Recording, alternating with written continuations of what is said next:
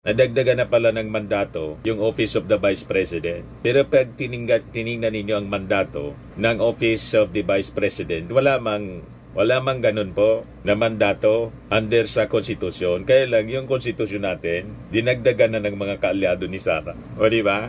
Pati yung sa impeachment, kung ano yung nandun sa konstitusyon, kung ano yung mandato forthwith, walang forthwith po. Pati yung desisyon ng Supreme Court, sabi ng mga legal luminaries, laman na niya yan sa konstitusyon, nadagdagan.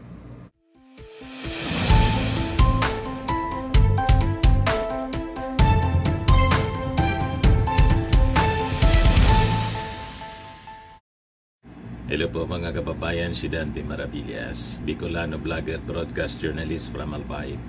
Natuloy din pala mga kababayan si Sara the Explorer, natuloy sa kanyang biyahe sa Kuwait. Ang purpose, alam na ninyo kung ano ang sadya niya doon, para sa Maisog Rally, Bring Duterte Home Rally. Tapos may official statement yung Office of the Vice President, para daw ito sa kapakanan ng mga OFW.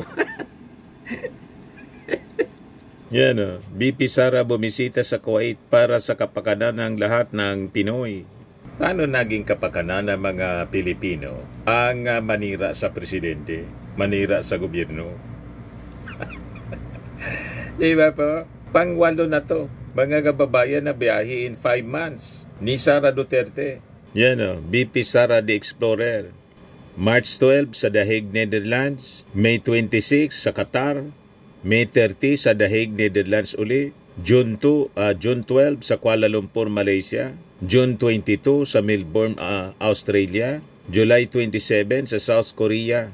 Tapos bumalik sa The Hague, Netherlands. Then ngayon, August 15 sa Kuwait. Matindi mga kababayan. Pagkatapos yung mga supporters niya sa The Hague, babalik yata after Kuwait diretso sa The Hague uli. Nag-aaway-away doon sa The Hague yung kanyang mga supporters dahil sa humba. May nag-share sa akin ng video po. Ayan o, DDS versus humba. Nag-aaway-away dahil sa pagkain, sa humba.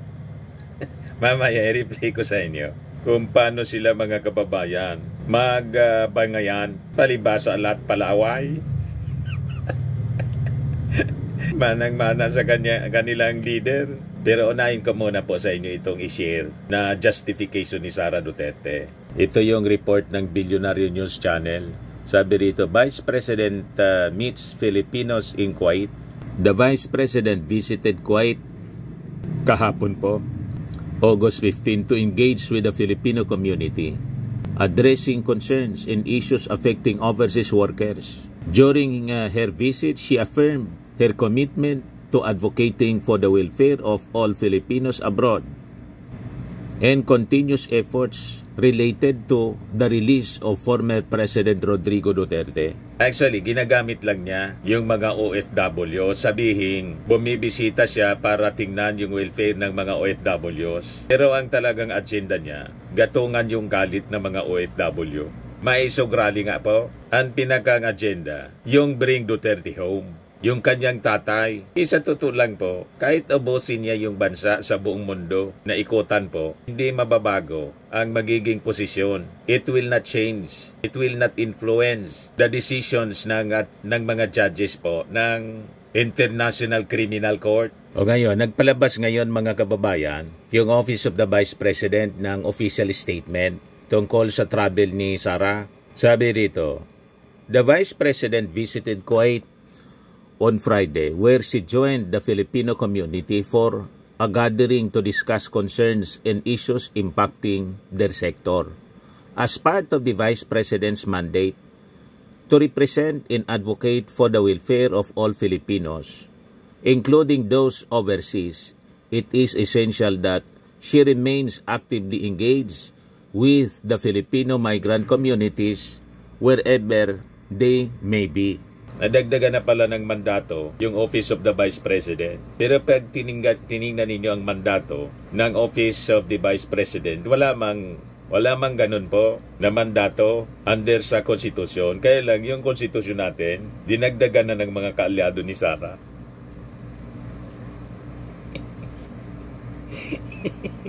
O diba? Pati yung sa impeachment, kung ano yung nandun sa konstitusyon, kung ano yung mandato forthwith. Walang forthwith po. Pati yung desisyon ng Supreme Court, sabi ng mga legal luminaries, laman na niya yan sa konstitusyon, nadagdagan. Kaya ngayon, pati yung mandato ng Office of the Vice President, kasama na pala yung mag-represent and advocate for the welfare of all Filipinos, including those overseas. Nadagdagan na po yung mandato. Kasi sa konstitusyon po, spare time man lang po ang Vice Presidente. Na in case may mangyaring masama sa presidente, incapacitated siya, di na makapag-perform bilang presidente, take over yung vice presidente. Yun ang mandato. Nadagdagan na pala. Nagsariling mandato, mga kababayan, ang vice presidente ngayon. Sa bagay, dinesignate na niya, inappoint na niya yung kanyang sarili as designated survivor. Advance mag-isip si Sara. Talaga niya, Mr. Maravillas, assuming. Sinabi niyo pa. Assuming talaga po. Inassume yung trabaho ng Department of Migrant Workers. At ng OWA. Inassume na niya. Siya na ang gustong mag-OWA officer, administrator, saka DMW, secretary. Inappoint siya ng ating Pangulo na secretary ng DepEd. Hindi man nagtrabahong maayos. Pinabulok lang yung mga pagkain para sa mga bata. You see? O ngayon, kung ano-ano na lang po ang pinagagawa para ma-justify yung kanyang mga lakad, ang totoo lang pang personal. Yan sabi ng paliwanag ng tablay ng kanyang opisina. It is essential that she remains actively engaged with the Filipino migrant communities wherever they may be. She will then proceed to continue working on the release of our former head of state Rodrigo Duterte, who was forcibly taken from Philippine soil. O di inamin ninyo na yun man talaga ang sadya ni Sara para sa kanyang tatay, pangampanya sa buong mundo. You see? These official engagement are conducted in full compliance with existing government rules and regulations, ensuring that her presence abroad is both lawful and aligned with her responsibilities in public service. In addition, no public funds are used for all her travels overseas. O conflict na. Kung sabi ninyo, aligned, lawful siya, aligned sa kanyang mga responsibilities. Bakit no public funds are used for her travels abroad? Ano ang rason? Di ba conflict po? Conflicting statement, conflicting declaration. Kung naniniwala kayong align, bakit walang pundo ng gobyernong ginagamit kayo? Sabi ninyo dito sa official statement. O di ba? Sabi nila, the Office of the Vice President, along with its 10 satellite offices across the country, remains ready to serve and assist our fellow Filipinos both here and abroad despite limitations in capacity and budget. Thank you. May patama pa na limitado yung budget nila. Gusto pa yata na magpadagdag. Kahit nga yung panahon na 1.9 billion yung budget ninyo, ganun pa rin. O diba? Yes, sabi ng mga netizens. Sabi ni Rinan, tapos gala ng gala lang. Ano magagawa ng isang kritikal sa gobyerno? Sinisiraan pa. Sabi ni Cleo, mga akot ng mauuto na naman. Sabi ni Amado Lapinya, wow naman, sige pa, more travel pa hanggang 2028. Sabi ni Constante, naku, tataas na naman ang ratings ni Sara Lustay niyan. Mas tataas pa kahit walang ginagawa kundi magbiyahe na ng magbiyahe. In 5 months, 8 mga bansa ang pinuntahan, mga kababayan. Matindi. Naubos na lang yung panahon niya, yung oras niya. Time is gold. So ginamit niya, hindi para maglingkod sa ating mga mamamayan, kundi manggatong sa mga OFW para magalit sa ating Pangulo. Naghanap ng damay po. Wala man maipon na maraming tao. Yung mga dati lang, mga kababayan niyang mga supporters. Yung mga supporters nga niya sa dahig, nag-away-away na rin. Ayan o, sinirito sa akin ng isang tiga-panood natin. O. Sabi dito, ganito magkalat mga DDS sa dahig nang dahil sa 8 hours ago. Nang dahil sa umba, may nagtanong pa, sino daw ba ang nag-share? Bulag ba kayo? Ihalos lahat kayo, naka-live dyan. Asan mga utak ninyo? Tapos itong si Harita Roque, may condemn what is wrong kapang nalalaman. Umuwi ka na, akla. Nag-away-away sa umba. Kapag kain pa ang mga aso. Di ba, ang mga aso? Yung asong kalye, Pascal, pero yung mga asong naturuan ng good manners. Di ba, may mga turuan aso. Hindi nag-aaway-away sa pagkain. Pero ito po, mga askal, palibasa, laging nasa kalye sila. In fact, yung kalye dyan sa dahig, pinangalanan na pong Duterte Street, pati yung park, Duterte Park. Barang yung China, pinapangalanan yung mga lugar na hindi sa kanila. Ganon katindi. Yan o, panoorin natin mga kababayan yung pag-away-away. Pahiya tayo. Ginugulo niya. Para tangkain lang, tangina mag-post-post. Pakisabi kay Aldo. Uy, bastos. Bakit ko nakikain kami dyan? Anong problema sa humba?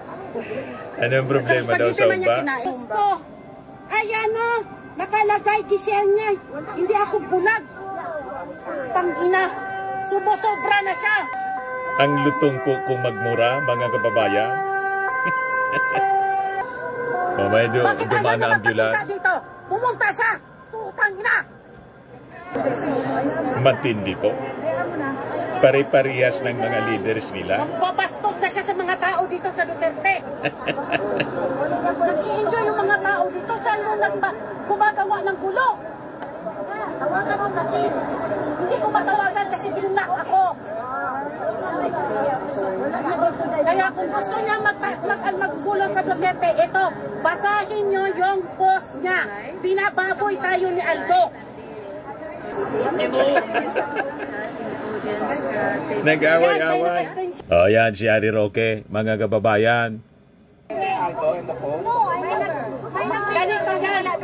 May nag-picture to ni Aldo pagkatapos siya yung nag-share doon sa kay Oy. Siya nag-share tapos may caption siya mismo. Kay Coco Locoy daw, yung vlogger. Sinem, kay Coco Locoy yung isang vlogger dito.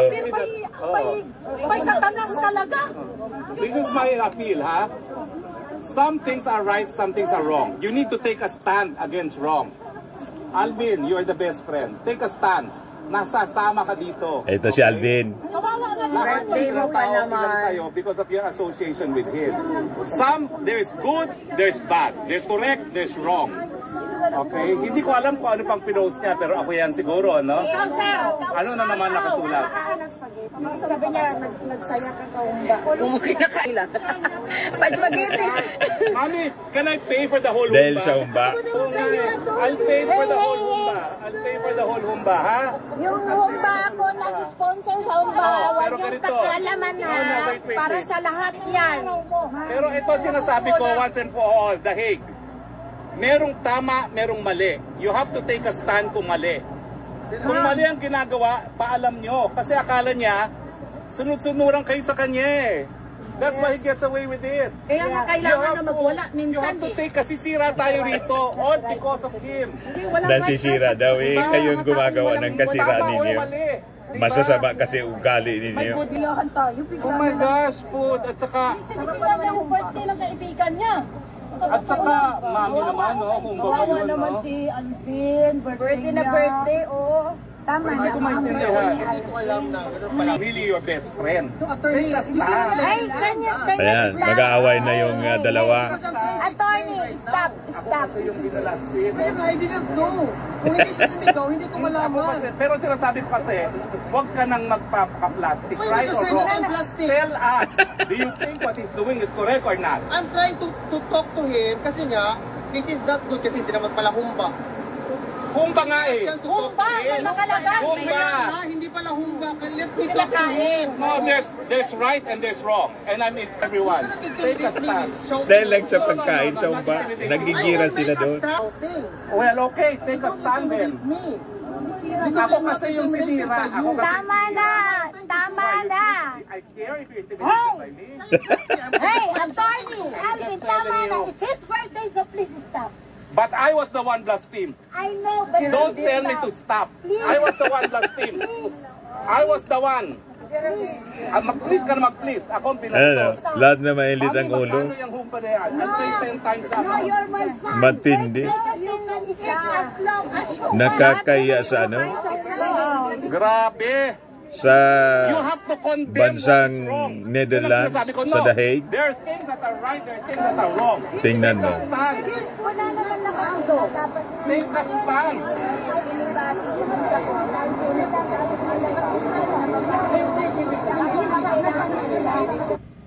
So dapat siguro, i-request na ng ating embassy dyan sa The Hague, sa Netherlands, na policy na ng mga police authorities. Pero maganda itong nangyari dyan sa The Hague. Mas maganda nga, magrambulan kayo dyan para immediately isama na kayo dyan ng mga authorities kay Digong sa detention cell.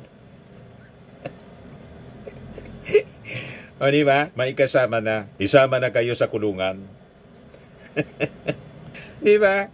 So, malamang, dahil sa mga pangyayaring ito, pag naulit pa ito, buwigi na sila dyan ng police authorities. Pag-uulihin po, public disturbance ang kanilang ginagawa. Yan o, dahil lang sa umba, mga kababayan.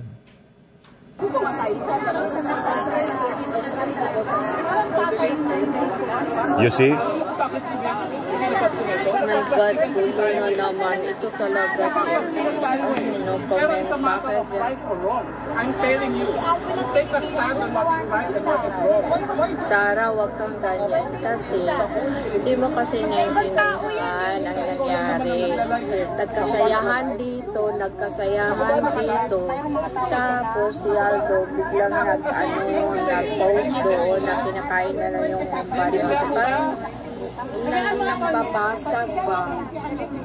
I'm sorry for birthday, pero Parang nambabasag ba? Bakit na kasi nagkagulo na? Ito naman, Geraldine, pag may nabiktima, hayaan mo magsalita yung biktima. Sir, ang ibig Kasi pag pinigil mo yung biktima magsalita, you're condoning a wrong. my apology, sir. And I say please stop. Because there is a consequence na pwede naman yung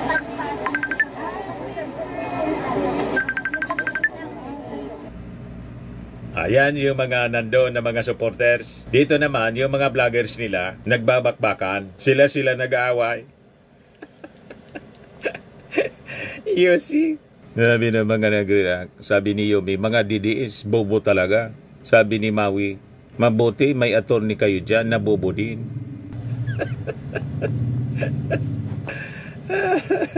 Ano ba, mga kababayan? Sabi ni Michelin, nothing beats a jet ski holiday. Sabi ni Jonas Torres, nothing beats a humba holiday right now. The blogger post, why Madam eating humba to other tables. Right now, they are arguing who's right and wrong. Nag-away-away dahil sa humba. Sabi ni Maze Laba, bakit po kayo nag-away-away, mga DDS kayo? Sabi ni Cesar, kakaawa na, kakaya pa, bobo talaga. Sabi ni Binsara Tebes, sana wag bigyan ng dahilan yung mga kabila para pagtawanan mga DDS. Respetuhan niya lang sana kung talagang mahal nyo si Tatay Digong. Iyon po ang nakuha nila sa Tatay Digong nilang ugali. Pati kay Sara, palaaway. Like leaders, like followers. Asa pa kayo? Sabi ni Master Umpong, dahil sa spaghetti, nag-away-away na. Sabi ni Sal Rose, si Harry Roque ang target nila ngayon dyan. Sabi ni Bonso, bakit wala po bang pundo? Yung away nga po ng mga vloggers, ang rason yung pera. Nag-away-away sila dahil sa pera. Sabi ni Susanita Garcia, kasi dalawang grupo sila, Harry Roque, Maharlika. Yung live-in partner ni Duterte, kagrupo sila, then the other group. Yung isa kasi, grupo ni Alvin. Kaya sila, nagbabangayan, nagsisilosan sila doon, mga kababayan. Nagkakagatan. Di ba? Yes, sabi ng isa rito, si Golden Blue, our image as Filipinos was so much adored by the international community for staging a bloodless revolution at EDSA back in 1986. This image now tarnished all that we had achieved then. What a shame. You will never be heroes by idolatry. Sabi ni Tiger Leo, humba naman mag-trending ngayon. Sabi ni ayaw sa adik pero nakakaya talaga tong mga didish, mga may saltik na. Sabi ng isa pa, it's giving cemetery ni Duterte ang going siguro. Ang The Hague Prison, tinatambayan ng mga DDS at dyan na sila kumakain. Buhay pa yung tao, ginagawa na nilang patay.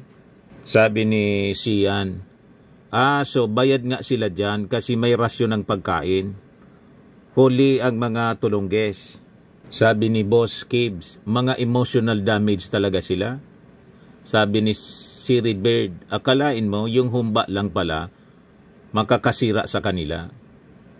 Maganda magiging epekto niyan lalo kung mag-rumble kayo dyan. Malamang ibawal na sa inyo yung pagtipon-tipon dyan sa harap ng ICC. Yan malamang ang magiging consequence. Bawal na sa inyo kasi magugulo kayo. Tama po?